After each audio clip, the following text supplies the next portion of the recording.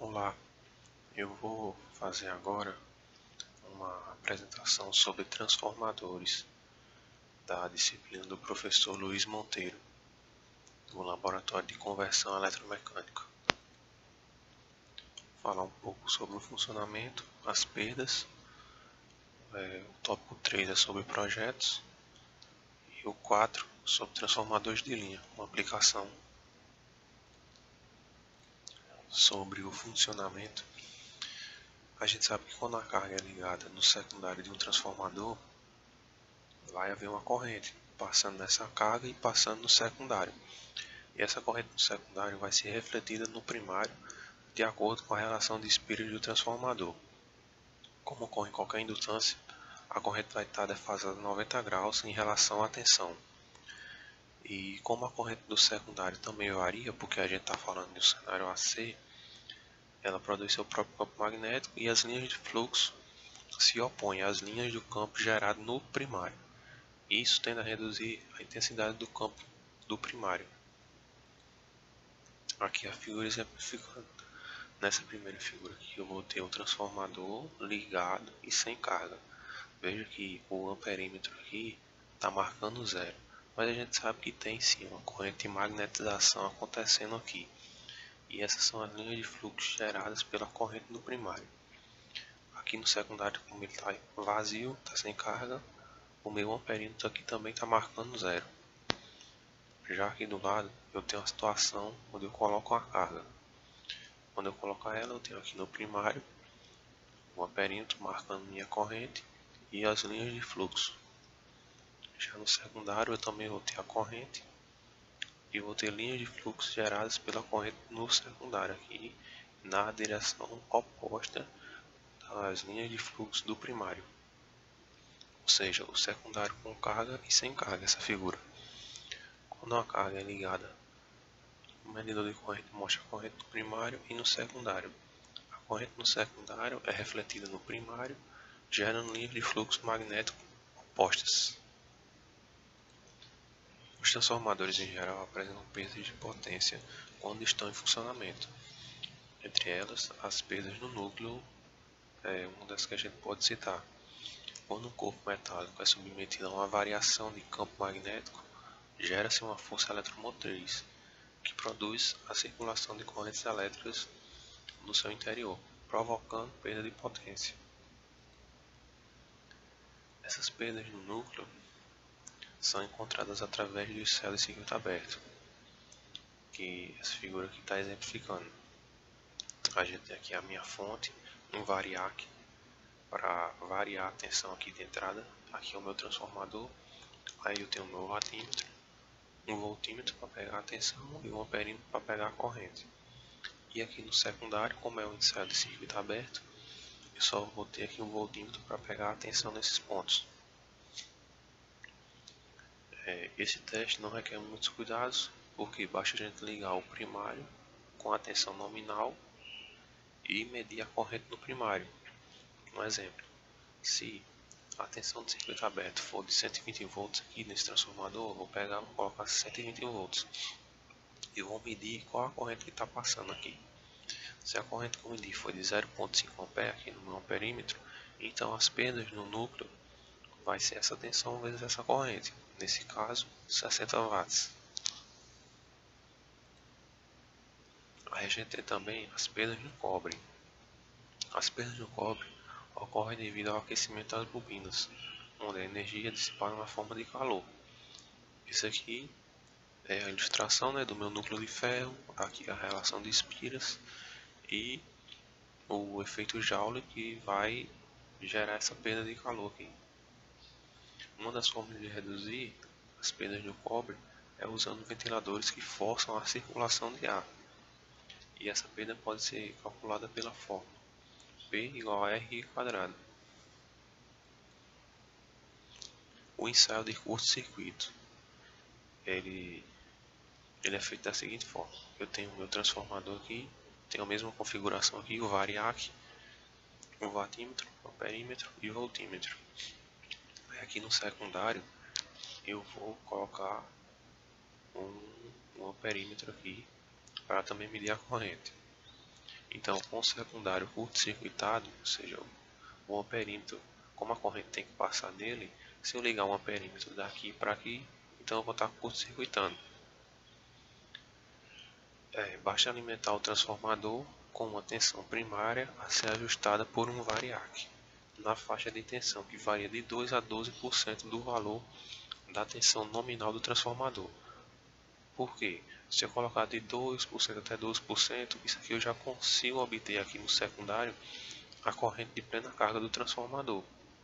Eu não preciso colocar toda a tensão aqui, de 2 a 12%. Aí o que é que eu faço? Eu vou pegar e vou anotar. Eu comecei colocando 0 volts, aí depois eu coloquei 4.3, 6.5, fui aumentando a tensão e fui medindo os valores da corrente. As perdas de potência do cobre vão ser o produto entre a tensão e a corrente, medido no primário do transformador. Quando eu coloquei uma tensão de 4.3 volts, eu medi a corrente de 2,35 A, então as perdas vão ser de 11 watts. Eu fui aumentando, quando eu cheguei em uma tensão de 9.5 volts, eu tinha uma corrente de 5.1 A, então eu já tinha uma perda de 52 watts. Outro tipo de perda são as perdas por dispersão no fluxo. Aqui eu tenho uma imagem ilustrando, eu tenho o meu transformador funcionando aqui com a carga, eu tenho o meu fluxo útil aqui passando no núcleo, mas vou ter também uma perda de núcleo aqui, ó, nas bordas. São as linhas de fluxo que se dispersam no espaço, não participando efetivamente do acoplamento entre primário e secundário. Também tem as perdas por histerese.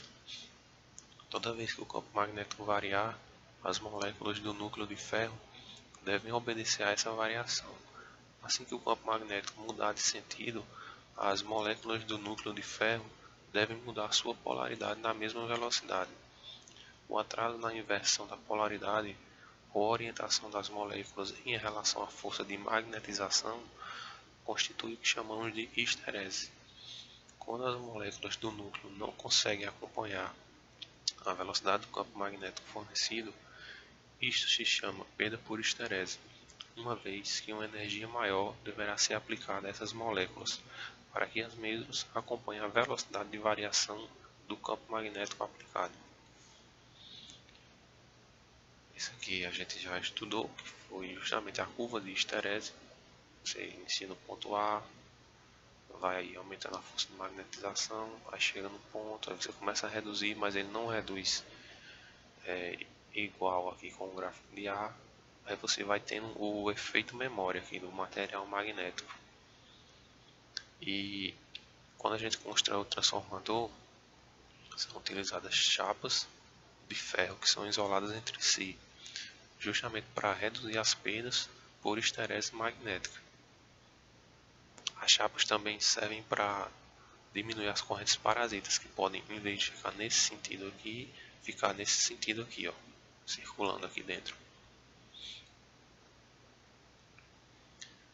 E as perdas por correntes parasitas, que são as correntes de Foucault. Quando são utilizados núcleos de ferro nos transformadores, o campo magnético produzido pelo primário induz corrente no núcleo de ferro, pois o núcleo atua como se fosse uma única espira. Isto ocasiona perdas de parte da energia produzida pelo primário, pois são formados campos magnéticos opostos ao principal. As correntes que circulam pelo núcleo são denominadas correntes de Foucault. E, como eu falei agora, as lâminas interrompem essas correntes parasitas, pois são isoladas entre si aqui. Aí eu vou ter aqui o exemplo de lâminas que são utilizadas. Lâmina do tipo E, lâmina do tipo F, lâmina do tipo I, com lâmina do tipo U. Então, os núcleos de ferro dos transformadores, em sua maioria, são confeccionados de lâminas de ferro, que são montadas em direções opostas, justamente para diminuir as correntes parasitas e aumentar a eficiência de acoplamento entre o primário e o secundário. A gente também vai ter as perdas por saturação no núcleo, que acontece da seguinte forma: quando você tem um transformador, ele vai ter um limite físico ali de corrente que ele consegue suportar. Chega num ponto que o transformador vai ficar saturado, não é? Então, as linhas de fluxo geradas no primário são transferidas para o secundário do transformador através do núcleo de ferro, certo? Quanto maior a corrente, mais linhas de fluxo passarão pelo núcleo, e para isso o núcleo deverá conseguir fornecer essas linhas de fluxo.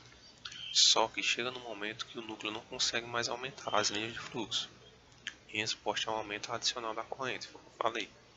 O transformador ele vai ter um limite físico, né? Vai chegar no momento que você não vai mais conseguir extrair mais nada daquele transformador. Isso significa que o aumento adicional da corrente vai produzir apenas um discreto aumento de linhas de fluxo. Nesse gráficozinho aqui eu tenho a corrente do primário versus o número de linhas de fluxo no núcleo. Quando a gente vai aplicando corrente, o núcleo vai respondendo e vai nos dando linhas de fluxo. Só que chega num momento que a gente começa a entrar na região de saturação, que seria essa região amarela. Aí, quando se atinge a saturação, um aumento adicional na corrente, vamos supor que a gente aumentou mais um pouquinho a corrente, vai possuir pouco efeito sobre o número de linhas de fluxo no núcleo. Aí depois disso, qualquer corrente no primário do transformador acima e abaixo da exigida para produzir a saturação resulta em potência perdida. Não vai adiantar mais você aumentar a corrente, porque hoje você vai estar só perdendo. Aí o correto é o que? Transformador maior. Então quando se atinge essa condição aqui, a gente diz que o núcleo vai estar saturado. E depois de atingir a saturação, qualquer aumento da corrente do primário não vai ser transferida para o secundário, implicando assim em perda de potência. Nessa parte 3, eu vou falar sobre projetos de pequenos transformadores. Um exemplo claro: projetar um transformador abaixador com tensão de entrada de 220 volts e tensão de saída de 40 volts, que suporta uma corrente também de saída que seja de 5 A. Certo? Então, é um transformador abaixador que eu vou ligar na minha rede de 220, vai ser o meu primário, e no meu secundário eu vou ter 40 volts e 5 A de corrente. Qual a solução para isso? O primeiro passo é encontrar a potência de saída do meu transformador, PVI. No caso do secundário aqui, vai ser os 40 volts vezes os 5 A. Então eu preciso de um transformador que me forneça no mínimo 200 watts. O segundo passo é calcular a potência de entrada do transformador. Nos modelos reais existem perdas no cobre e no ferro, como a gente viu anteriormente, que vem expressas como rendimento N na placa do transformador. Assim, elevamos a potência do primário em 10%, que nos dá um rendimento de aproximadamente 0,9. Daí eu vou calcular a potência do primário, vai ser 1,1, que eu estou colocando 10% aqui, vezes a potência no secundário, que a gente achou de 220 watts. 200 watts, que aí o resultado vai ser 220 watts, que é a minha potência ativa. Lembrando que um transformador é um circuito indutivo, ou seja, existe um fator de potência, que devemos prevê-lo, e em geral usamos 0,9. Daí a minha potência aparente, que é o S, vai ser igual à potência do primário dividido pelo fator de potência. Aí quando eu faço 220 dividido por 0,9, eu vou ter 242 VA, que é a minha potência aparente dada em volt ampere. O passo 3 é calcular a seção líquida do núcleo do transformador, no qual seria essa área de interesse aqui vermelha. A área de seção líquida do transformador pode ser calculada pela seguinte expressão: SL de seção líquida é a raiz da potência no primário, que vai ser quanto? A raiz de 220, que vai dar o quê? 14,83 centímetros quadrados a unidade, que é a área ocupada somente pelo ferro silício, em centímetros quadrados. Aí aqui eu tenho uma tabela com chapas padronizadas para transformadores de até 1 kVA. Então, veja que eu estou com minha potência em VA, e qual foi a potência que eu achei anteriormente? 242 VA. Aí eu vou fazer o que? Vou olhar nessa tabela. Se eu tirei 242, eu vou usar então 250. Então com 250 eu tenho essa série de medidas aqui, ó, A, B, C, D e E. Vou utilizar aqui, ó. O passo 4 é calcular a área bruta, que eu vou chamar de SB, do núcleo do transformador. Os núcleos do transformadores são construídos com chapas de ferro silício, como a gente viu, que são chapas com boa condutividade magnética, e também são isoladas entre si, não é? O que minimiza as perdas no ferro por correntes parasitas. A área líquida só leva em consideração o ferro silício e não a isolação que vai ter entre as chapas. Aí o que é que a gente faz? Como regra, vamos considerar que a isolação vai aumentar em aproximadamente 20% a SL, que a gente viu a SL aqui, que é a seção líquida. Assim podemos calcular a seção bruta, que é o SB, seção bruta. Daí a seção bruta vai ser 20%, então coloco aqui 1,2, já acrescentando 20%, né, vezes a seção líquida que eu encontrei. Aí vai ficar 1,2 vezes os 14,83 centímetros quadrados, que vai me dar 17,8 centímetros quadrados. Logo, a seção líquida, o SL, é somente ferro silício, e a seção bruta, que é o SB, é o ferro silício mais a isolação que existe entre as chapas. O passo 5 é calcular o número de chapas que vão compor o núcleo do meu transformador. Como a seção bruta a gente achou 17,8 centímetros quadrados, e temos um dos lados de 4 centímetros, que é a largura da chapa número 5, o valor A da tabela, vou voltar aqui na tabela.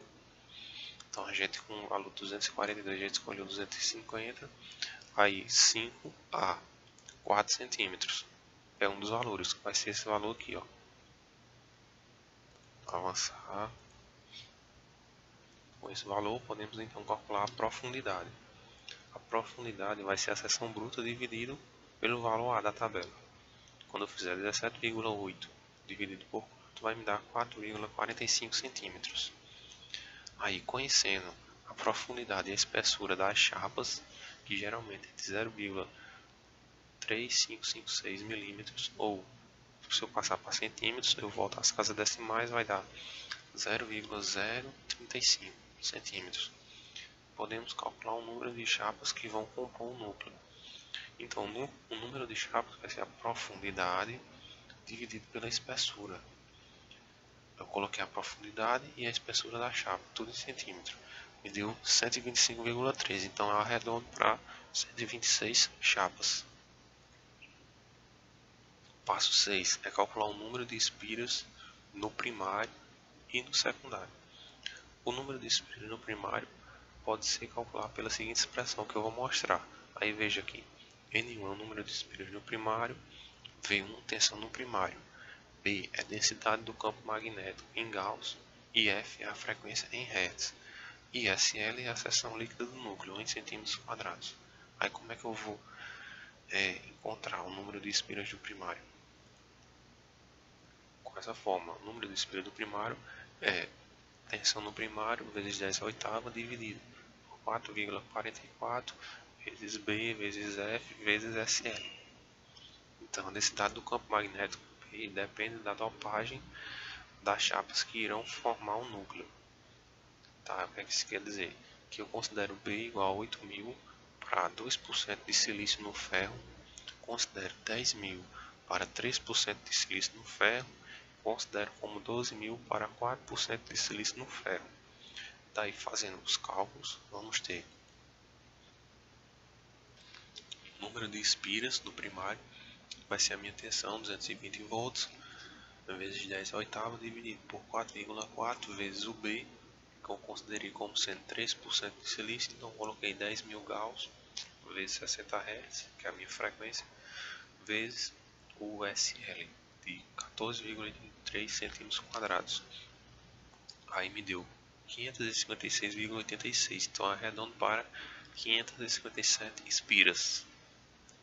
Agora, com uma equação bastante conhecida, podemos calcular o número de espiras do secundário N2. Eu uso aquela relação, né? V1 sobre V2 igual a N1 sobre N2.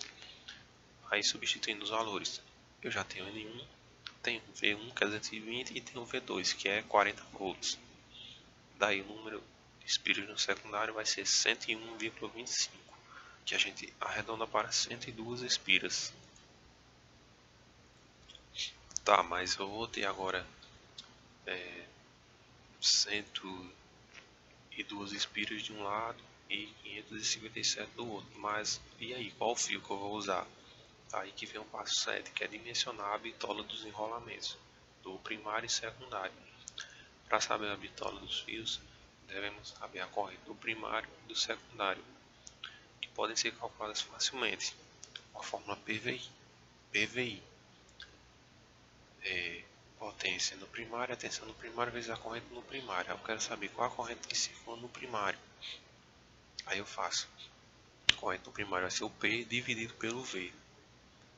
O P 220 watts dividido por 220 volts, que vai dar 1 ampere de corrente no primário e no secundário. Fazer a mesma coisa. Corrente no secundário, a potência no secundário, 220 watts, dividido pela tensão no secundário, de 40 volts, que é o que eu quero ter. Daí no secundário eu vou ter a minha corrente de 5 amperes. Com esses valores de corrente, agora precisamos conhecer a densidade de corrente, que é a condução de corrente por milímetro quadrado. Lembrando que quanto mais ventilado for o ambiente de trabalho do transformador, maior vai ser a densidade de corrente. A gente tem uma pequena tabela que a gente pode seguir da corrente. Sem ventilação, eu considero o parâmetro D como sendo 2 A por centímetro quadrado. Se tiver uma má ventilação, já considero como sendo 4. Se tiver uma ventilação regular, considero como sendo 6. E se for um local com boa ventilação, considero D como sendo 8. Daí eu vou considerar, para esse transformador que eu estou projetando, um ambiente mal ventilado. Se é mal ventilado, eu vou usar o valor de D como sendo 4 A por centímetro quadrado. Aí vai ser seção do primário igual a minha corrente dividido pelo D. Vai ser 1 A dividido pelo 4, que vai dar 0,25 milímetros quadrados. Então esse aqui é a bitola do fio que eu vou usar no meu primário. E no secundário, eu vou fazer a mesma coisa. A corrente do secundário de 5 A dividido pelo D, de 4 A por centímetro quadrado. Aí vai me dar uma seção do secundário, ou seja, uma bitola de 1,25 milímetros quadrados. Só que esses valores, a gente, quando vai para transformador, fio de transformador, geralmente usa o padrão AWG, que é um padrão americano. Aí a gente tem uma tabela que a gente vai pegar esses valores aqui e vai olhar na tabela qual é o equivalente. Aí de 0,25 milímetros foi 23 AWG e de 1,25 milímetros quadrados foi 16 AWG, o tamanho que a gente vai usar do fio para comprar. Com esses fios aí a gente vai agora para o passo 8, que é verificar se a área livre do núcleo é suficiente para encaixar todos esses fios, né? Vão ser mais de 500 de um lado e mais de 100 do outro lado do transformador, né? Aí como é que a gente faz? A área livre, a gente volta lá para a tabela, vai ser o valor D menos o C vezes o B. Quando a gente pega os valores da tabela, vai ficar 8 centímetros quadrados. E a área que é a bobina primária, que eu vou chamar de ABP, para não ter que escrever aqui a área da bobina primária, né? A área que a bobina primária vai ocupar vai ser ABP igual ao diâmetro do fio ao quadrado vezes N1, que é o número de espiras. Daí, para o primeiro fio, o que é que eu tenho? 0,0573 centímetros ao quadrado vezes 557 espiras, que vai me dar 1,83 centímetros quadrados. Aí vamos somar com a área da bobina secundária, que eu chamei de ABS, que vai ser, aí ABS é o diâmetro do fio ao quadrado vezes N2, número de espiras no secundário, vai ser 0,129 centímetros ao quadrado vezes 102 espiras, que vai dar 1,7 centímetros ao quadrado. tá, Felipe, mas onde é que você arrumou esse valor de diâmetro do fio aqui e no slide anterior? Na tabela, porque tem uma tabela aqui, eu vou tirar do slide.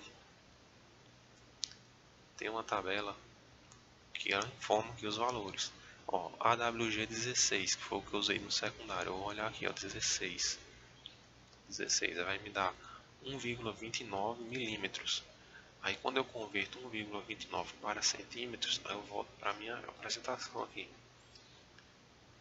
Vai dar 0,129 centímetros. Aí eu levo o valor ao quadrado e multiplico por N2. E faço a mesma coisa aqui no caso anterior. Aí com esses valores aqui de área, de ABP e ABS, eu vou ter a área total da bobina, que vai ser 1,83 mais 1,7, que me deu uma área de 3,53 centímetros quadrados. Então, 3,53 centímetros quadrados cabem perfeitamente no espaço de 8 centímetros quadrados. Com isso, vai estar construído o seu pequeno transformador que você fez. Agora vamos para a próxima aplicação, onde a gente usa os transformadores, que vão ser os transformadores de linha. Acontece da seguinte forma: quando eu tenho um problema que é a perda de som devido à distância. Então, a gente sabe que quanto mais distante uma caixa estiver do amplificador, menor será o som. Por quê? Porque eu tenho fios. E o fio com a distância, ele apresenta resistência. Mas essa distância, não pense que é 1 metro, 2 metros. Imagine que você tem um supermercado, uma igreja, uma escola, onde você tem que distribuir caixas de som. E imagine o tanto de fio que você não tem que usar, né, para poder chegar nessas caixas. E esses fios vão ter perdas. E para minimizar essas perdas, o que é que a gente pode fazer? Pode tentar engrossar o fio, mas isso não é bom, porque fio é caro. Você ter que estar engrossando o fio não vai ficar uma coisa muito legal no seu sistema. Vai ser um gasto grande, sendo que existe forma mais inteligente de resolver isso. Aí a solução é o uso de um sistema de 70 volts. Então imagina que você tem um supermercado, onde cada ponto desse aqui, ó, são caixas de som. Vai ter muito fio de uma caixa para outra, para poder chegar lá no local onde fica o sistema principal, que fica mandando informações, seja no supermercado. Imagine isso em um shopping. Tá entendendo o tamanho do problema? Então esse sistema de 70 volts é utilizado em supermercados, shoppings, aeroportos, igrejas, restaurantes e escolas. E qual é o objetivo? É minimizar as perdas e fazer com que em cada caixa chegue o mesmo som.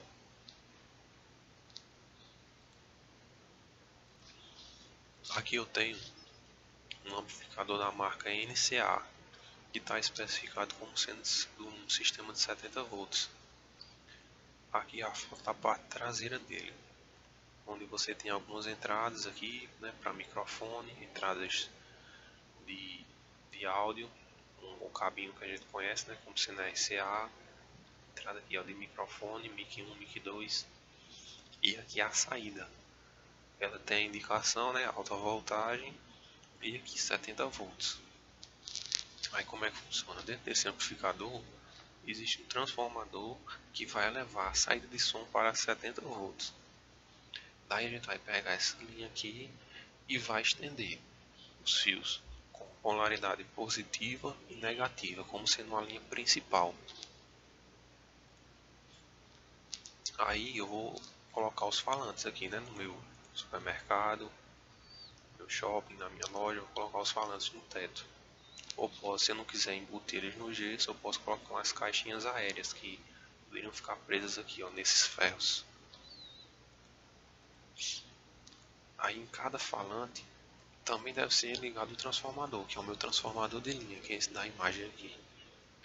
Ele vai receber aqui 70 volts de um lado e o sinal de som, né? E vai passar apenas o áudio para o alto-falante. Só que esse transformador de linha, ele tem uma potência limitada, logicamente, né?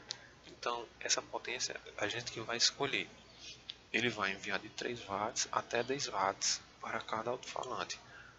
Aí você, na hora de comprar o transformador de linha, você vai ver qual o melhor, 3 watts, 5 watts ou 10 watts, para colocar no meu alto-falante. Daí cada alto-falante, independente da distância, vai tocar da mesma forma com a mesma potência. Então, se esse aqui é 10 watts, e vamos supor que esse meu amplificador aqui tem 300 watts, qual é a lógica a se usar? Se um transformador tiver 300 watts, podemos ligar teoricamente até 30 transformadores desse de 10 watts, ou seja, 30 transformadores e 30 alto-falantes. Mas o recomendado é a gente deixar uma tolerância, porque ainda assim vai ter uma pequena perda, né? Por isso que ele pede para deixar uma pequena tolerância. Em vez de ligar 20, você liga 25, 26, porque aí fica uma folga e o seu amplificador não vai estar sempre trabalhando no máximo.